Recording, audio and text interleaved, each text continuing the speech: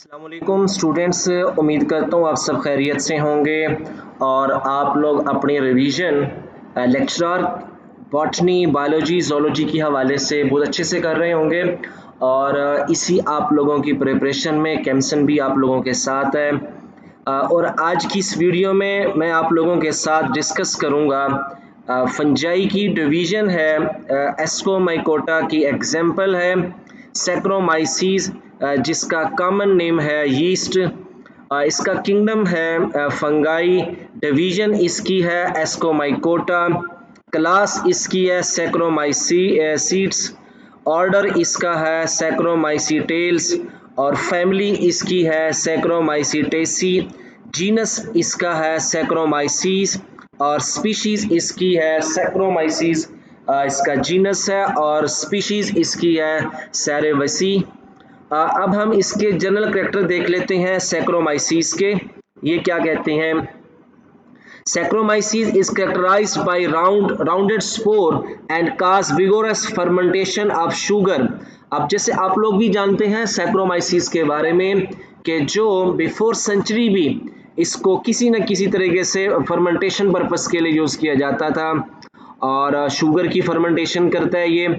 It contain about 41 species among them Saccharomyces cerevisiae is most common. जो Saccharomyces सैरेवसी है ये क्या है? ये इस जीनस के अंडर मोस्ट कॉमन है। These are the unicellular member of Ascomycetes। Ascomycetes का ये यूनिसेलुलर मेंबर है और पूरे किंगडम फंगाई में जो यूनिसेलुलर फंगस है उनमें ये सैक्रोमाइसीस है। और दूसरा यहाँ पे मैं आप लोगों को बताता चलूँ, इसकी जो बॉडी है यूनिसेलुलर है और नॉन हाइफल है। हैबिटेट इसका क्या है कि yeast are common in soil on decaying fruits and on substrate rich in sugar supply. Mostly ये उस जगह पे ग्रो करते हैं जहाँ पे ऑर्गेनिक मैटर शुगर की फॉर्म में बहुत ज़्यादा होता है, वहाँ पर ये ग्रो करते हैं। डिकेइंग फ्रूट्स के ऊपर ग्रो करते हैं, सॉइल में भी पाए जाते हैं। ये हो गया इसका हैबिटेट। वेजिटेटिव स्ट्रक्चर यानी कि इसके बॉडी के स्ट्रक्चर्स अब हम इसको डिस्कस कर लेते हैं। सबसे पहले है इसकी शेप के बारे में। The vegetative cells of common yeast are unicellular, oval or oblong in shape, यानी टू सम एक्सटेंट ये स्फेरिकल है, ठीक है, ओवल शेप्ड है। Sometime it may be pseudomycelium consisting of chain of cell, यानी कि जब ये कॉलोनी बनाता है अपनी। सेल वॉल है इसकी।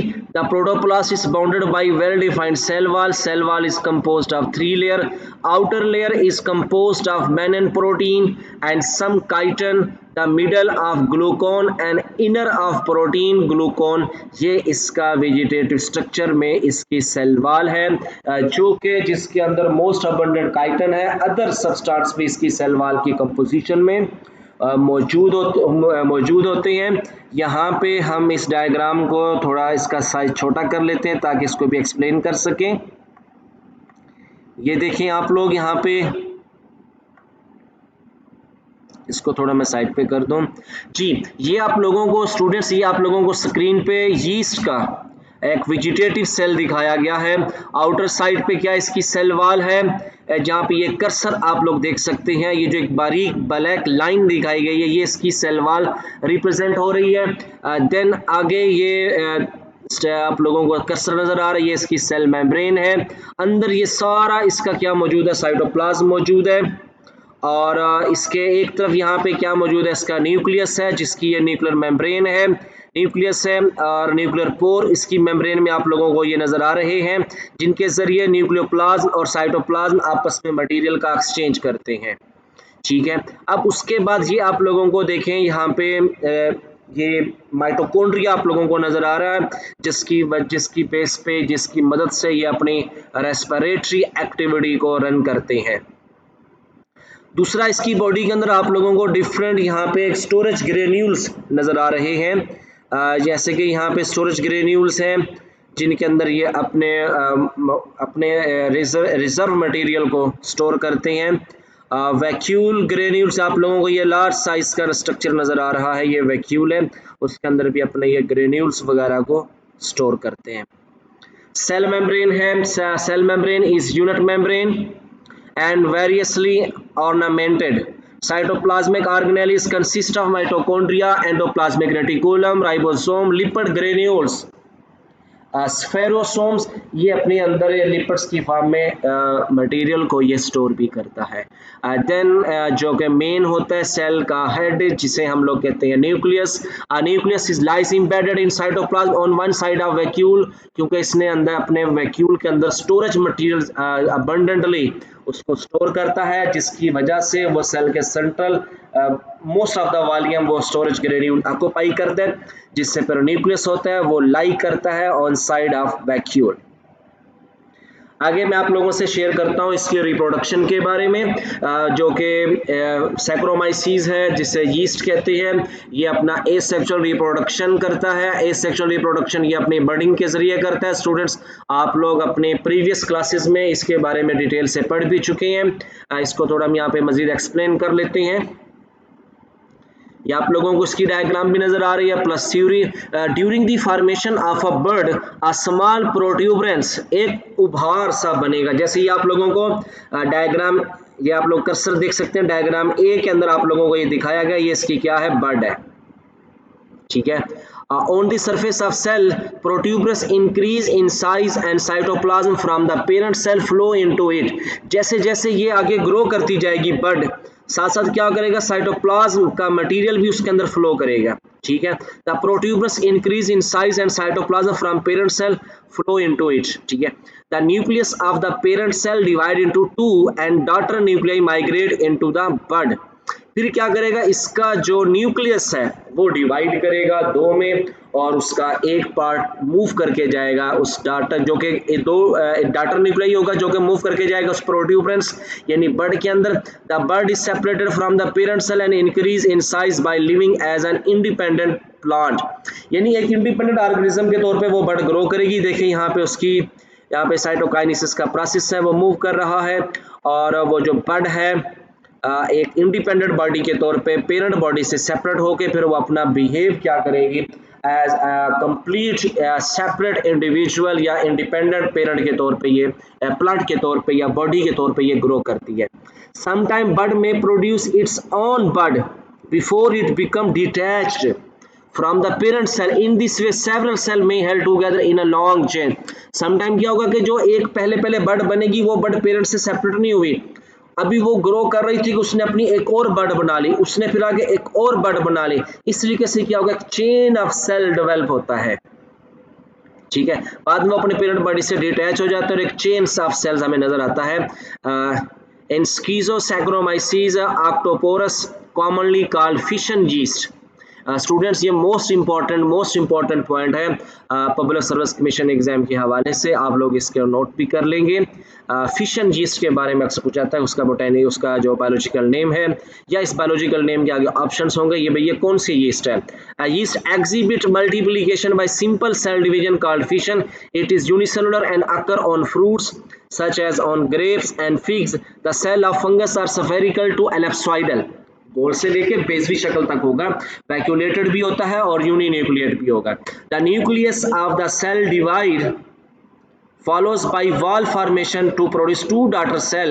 Recently divided cell may remain adherent or may be separate from each other. जी आप लोगों को देखें यहाँ पे ये प्रोसेस है इसकी बर्डिंग का, ठीक है। यहाँ पे प्रोट्यूबरस बर्ड बनती है, वो बर्ड आगे फिर ग्रो इन साइज करती है, न्यूक्लियस डिवाइड करके डॉटर बर्ड में भी जाता है, देन वो वहाँ से सेपरेट होके एक इंडिपेंडेंट बॉडी के तौर पे बिहेव करती है और फिर अपना साइज ग्रो करती है। यहाँ पे देखें ये एक यीस्ट, ये एक कौन सा सैक्रोमाइसीज है, ये क्या करता है, यहाँ पे वाल डेवलप करेगा और ये क्या करता है, फिशन प्रोसेस चलता है। समटाइम ये एडहेरेंट भी होते हैं एक दूसरे के साथ। स्टूडेंट्स, ये था इसका एसेक्सुअल रिप्रोडक्शन इन सैक्रोमाइसीज, जो कि बडिंग के जरिए भी करते हैं और फिशन के जरिए भी करते हैं। देन आगे हमारा इसमें मैं आप लोगों के साथ डिस्कस करूंगा sexual reproduction in Saccharomyces. Sexual reproduction in Saccharomyces take place by the union of two haploid vegetative cell.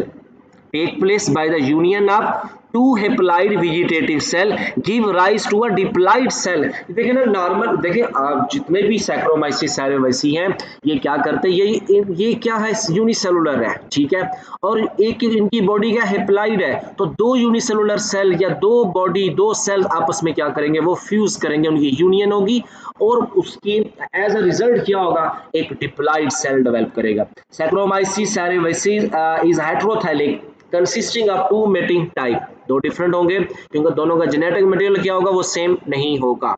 Sexual reproduction take place in the formation of asci, each of which produce 4 ascospore, 2 of each mating type। समझ आई इस बात की आप लोगों को? यहाँ पे क्या बात कर रहा है कि सेक्सुअल रिप्रोडक्शन होगी, दो सेल आपस में फ्यूज कर गए, फ्यूज करने के बाद क्या करेगा, वो एस्काई डेवलप करेगा, एक उभार सा डेवलप करेगा, स्वॉलन पोर्शन डेवलप करेगा। देन क्या होगा, उसके अंदर क्या करेंगे, वो फिर जो डिप्लाइड न्यूक्लियाई है वो मियासिस करके 4 हेप्लाइड एस्कोस्पोर डेवलप करेगा, 2 ऑफ ईच मेटिंग टाइप, क्योंकि दो थे ना, एक 2 पेरेंट के हो गए, 4 बनेंगे, 2 उसके हो गए फीमेल बॉडी के, 2 मेल के 2 फीमेल बॉडी के।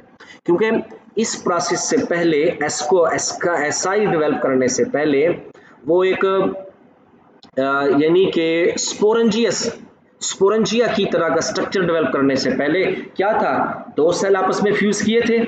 एक को देखिए यहाँ पे ना, जैसे हायर प्लांट है, हायर एनिमल है, उनके अंदर तो एक मार्फोलॉजिकल इंडिपेंडेंट बॉडी है, ये मेल है भाई, ये फीमेल बॉडी है, ठीक है, उसके मार्फोलॉजिकल फीचर से हम उनको डिफरेंशिएट कर सकते हैं, लेकिन एज सच इनके अंदर ऐसा कोई भी स्ट्रक्चर या इस तरह का प्रोसीजर नहीं है कि हम इनको, तो यहाँ पे क्या करते हैं, इनको मेटिंग टाइप का नाम देंगे, एक को मेल दूसरे को फीमेल। जब 2 हेप्लाइड सेल आपस में फ्यूज करेंगे, फ्यूज करने के बाद क्या होगा, एक डिप्लाइड सेल डेवलप करेगा, वो फिर अपने ऊपर क्या करेगा, एक स्पोरेंजियन की तरह का एक उभार, एक स्ट्रक्चर डेवलप करेगा जिसका नाम होगा एसाई, और उसके अंदर क्या करेगा, क्योंकि वो डिप्लाइड न्यूक्लियाई था, वो मियासिस करेगा, दो एक टाइप के न्यूक्लियाई यहाँ पे स्पोर डेवलप करेंगे। The cell of one mating type secrete substance that stimulate the cell two of opposite mating type to elongate and move toward the cells of other mating type. अब यहाँ पे हुआ क्या है कि एक देखें, यहाँ पे आप लोगों को मैंने बताया कि after each mating type, line number 4 तक तो ये है कि उन्होंने आगे स्पोर डेवलप किए। अब जो लाइन नंबर 4 का जहाँ पे कर्सर है, the cell of one mating type, ये इससे पहले का प्रोसीजर बता रहा है, उनकी हेप्लाइड सेल की यूनियन कैसे हुई, ठीक है, हेप्लाइड सेल की यूनियन कैसे हुई। The cells of one mating type secrete substance that stimulate the cell to opposite mating type to elongate, यानी कि वो 2 सेल आमने सामने होंगे दूसरे के, एक वो क्या करेंगे, अपने सेल्स की मेम्ब्रेन को इलोंगेट करेंगे, सब्सटेंस सेक्रेट करेंगे, ठीक है, ताकि वो क्या कर सके, एक दूसरे की तरफ मूव कर सके, प्लाज्मोगेमी होगी, देन कैरियोगेमी होगी। तो उन अपोजिट मेटिंग टाइप के सेल्स की पहले प्लाज्मोगेमी, देन क्या होगा, उनकी कैरियोगेमी होगी, और diploid cell eventually change into an ascus. अब वो जो डिप्लाइड स्ट्रक्चर डेवलप हुआ है दोनों सेल्स की मेटिंग से, उनकी फ्यूजन से, उनकी यूनियन से, वो फिर क्या करेगा, स्वेल करता है, एक एस्कस लाइक स्ट्रक्चर डेवलप करता है। First division is reduction division, 4 haploid nuclei are formed. देखिए उस डिप्लाइड के अंदर जो न्यूक्लियस भी डिप्लाइड हो गया तो वो क्या करेगा, मियासिस करेगा, रिडक्शन डिवीजन कहते हैं मियासिस को, तो 4 न्यूक्लियाई डेवलप करेंगे। One ascospore is formed around each haploid nuclei. In this way 4 ascospore, her nuclei क्या करेगा, अपने गिर्द थिक वॉल डेवलप करेगा और अब वो एस्कोस्पोर में डेवलप हो जाते हैं। These ascospore are released by rupturing the ascospore wall. Each ascospore on liberation behave as a vegetative cell and reproduce asexually by budding. Clear हो गया ये बात आप लोगों को? वो स्पोर लिबरेट करेंगे, लिबरेट करने के बाद अपनी जो स्पोर वाल है, एस्कोस्पोर वाल है, उस वाल को वो अपनी ब्रेक डाउन करेंगे, अंदर प्रोटोप्लास्ट या प्रोटोप्लाज्म उनका ग्रो करेगा, ग्रो करने के साथ साथ क्या करेंगे, वो आगे एक इंडिपेंडेंट बॉडी के तौर पे बिहेव करेंगे, फिर वो अपनी आगे सेल्स की तादाद को इंक्रीज करती है तो वो अपनी बडिंग के प्रोसेस के जरिए एसेक्सुअल रिप्रोडक्शन करेंगे। In Schizosaccharomyces octosporus, 2 adjacent cell produce short protuberances that meet. यहाँ पे क्या होगा, सैक्रोमाइसीज ऑक्टोपोरस, 2 सेल्स एक दूसरे के आमने सामने आ गए, लेफ्ट वाला राइट वाला, दोनों एक मेल एक फीमेल है, वो अपने क्या करेंगे, मेम्ब्रेन को इलांगेट करेंगे, एक उभार सा बनाएंगे और वो उभार एक दूसरे के साथ मिलेगा, मीट करेगा। The tip of cell dissolve to accomplish plasmogamy and karyogamy, same process चलेगा यहाँ पे। और तो उन दोनों सेल्स की टिप वाल आपस में फ्यूज करेगी, फिर वो क्या करेंगे, plasmogamy then karyogamy. Zygote nucleus soon undergoes 3 successive nuclear division resulting in formation of 8 nuclei. अब देखिए वो क्या करेगा, उनका जाइगोट का जो न्यूक्लियस है वो 3 बार न्यूक्लियर डिवीजन करेगा।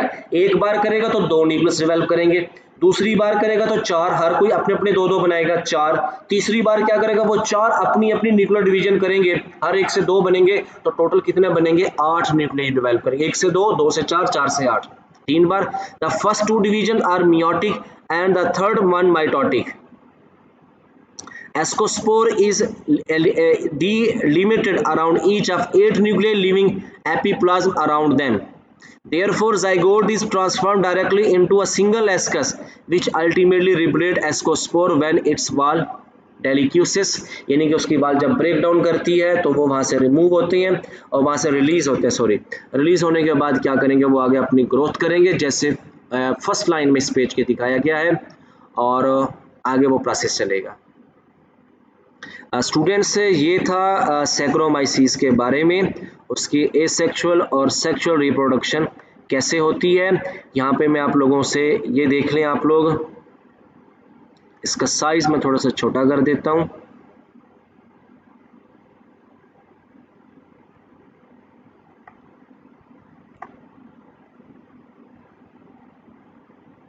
जी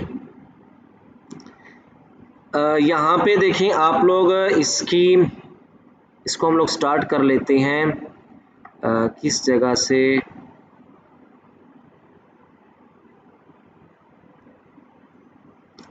प्लाज्मोगेमी है यहाँ से, इस जगह से आप लोगों को मैं इसको, या यहाँ से यहाँ से भी कर सकते हैं हम लोग। ये जो इसके सेल्स हैं एस्कोस्पोर थे, उन्होंने आगे ग्रो करेंगे, अपनी अपनी क्या करेंगे, ग्रोथ स्टार्ट कर देते हैं। ग्रोथ स्टार्ट करने के बाद यहाँ पे देखें हैप्लोफेज है, डाइप्लोफेज है। जो हैप्लोफेज है वो यहाँ पे इन्होंने एसेक्सुअल रिप्रोडक्शन करनी है, अपने ऊपर क्या करेंगे, वो बर्ड डेवलप करते हैं। बर्ड डेवलप करने के बाद इससे 2 बने, इससे भी 2 सेल्स बने।